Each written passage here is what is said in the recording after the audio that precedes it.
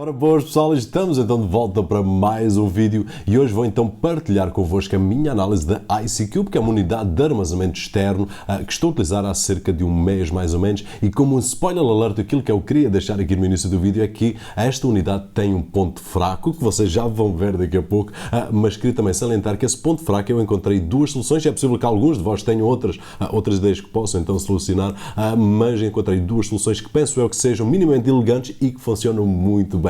Portanto, para aqueles que estão no mercado à procura de uma solução de armazenamento externo através do USB ou eSATA que tenha 4 baías, a IC-Cube não é uma má escolha de todo, pelo menos na minha opinião pessoal. Estou satisfeito com ela até agora. E dito isto, meus amigos, vamos diretamente para o vídeo sem perder mais tempo e, como sempre, vejo daqui uns segundinhos.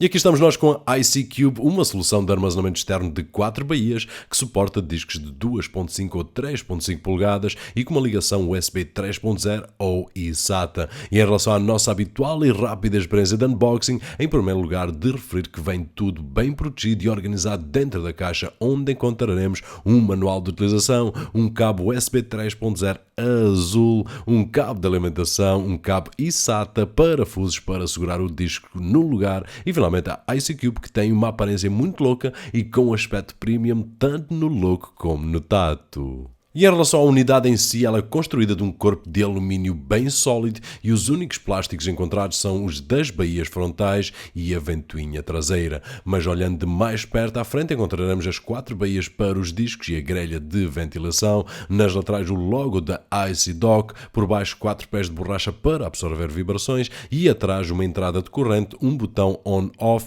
regulador de velocidade da ventoinha, porta USB 3.0, porta eSATA e uma ventoinha removível de 80mm, que já vamos falar mais sobre ela daqui a alguns segundinhos. E para testá-la vou utilizar então 4 discos WD-RED e o processo é bem simples, como vamos ver já no ecrã. Basta carregar no botão da baía para removê-la, inserir o disco na posição correta e utilizar então os parafusos para segurar o disco, que poderá ser de 2.5 ou 3.5 polegadas. Utilizar os parafusos não é difícil, como vocês podem imaginar. No entanto, em 2016, na minha opinião, já não faz sentido este sistema. E eu sinceramente gostava de ver aqui um sistema sem parafusos, como temos visto em outras unidades aqui no canal. No entanto, apesar de ser aborrecido apertar 16 parafusos, funciona bem e os discos ficam seguros, podendo então de seguida voltar a colocá-los na IC-Cube. Ligar depois o cabo USB 3.0 azul, que eu não gosto sinceramente, mas que tem uma solução bem simples, muda-se para um preto e já está.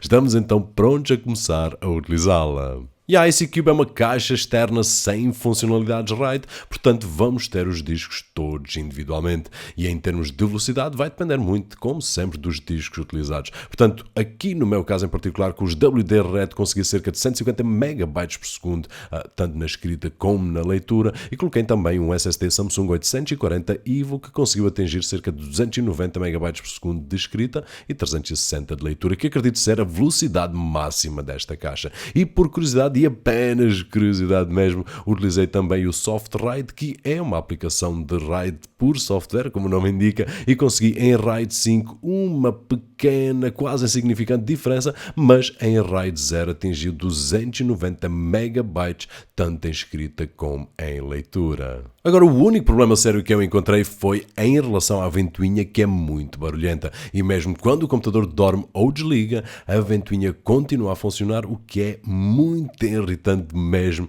especialmente para aqueles que, como eu, têm um espaço silencioso. Por outro lado, sem a ventoinha, esta unidade é mesmo silenciosa, porque absorve quase na totalidade todo o ruído das drives. Aliás, sem a ventoinha, esta é a mais silenciosa que eu já tive a oportunidade de utilizar até hoje. Ok, e tendo tudo isto em mente, coloquei então na área de armazenamento, que fica a cerca de 1 metro, 1,20 m de mim, mais ou menos, e mesmo assim o barulho era muito irritante. Por outro lado, sendo uma unidade silenciosa sem a ventoinha, eu não podia desistir dela, portanto utilizei 2 aproximações diferentes para este mesmo problema. E em primeiro testei então as temperaturas para experimentar e ver se realmente pode ou não ser utilizada sem a ventoinha. E aqui a minha conclusão é que sim. O meu escritório está a uma temperatura que ronda mais ou menos os 20 graus centígrados e os discos parados rodam mais ou menos a mesma temperatura. Depois, estressando os discos por cerca de 3 horas, atingem temperaturas no máximo de 41 graus. Enquanto que usando a ventoinha as temperaturas, mesmo estressando os discos, não passam dos 25-30 graus, que são temperaturas muito porreiras,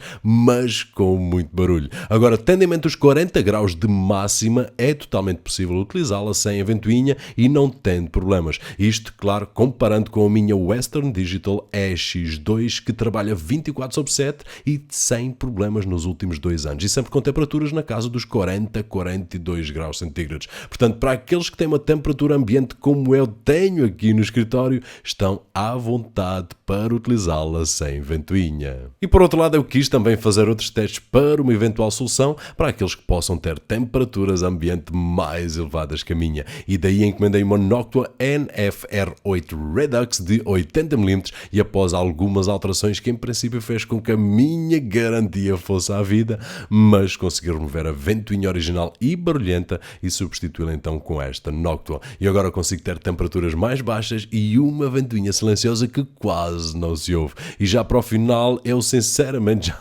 não me lembrava do som da ventoinha de origem, então coloquei as duas a trabalhar em simultâneo e uau, uma diferença abismal. E em conclusão, pessoal, as coisas que eu gostei mais foram então o design da IC Cube e a qualidade de construção espetacular. É uma das melhores caixas em termos de absorção de ruído, velocidades boas e finalmente uma ventoinha que pode ser removida.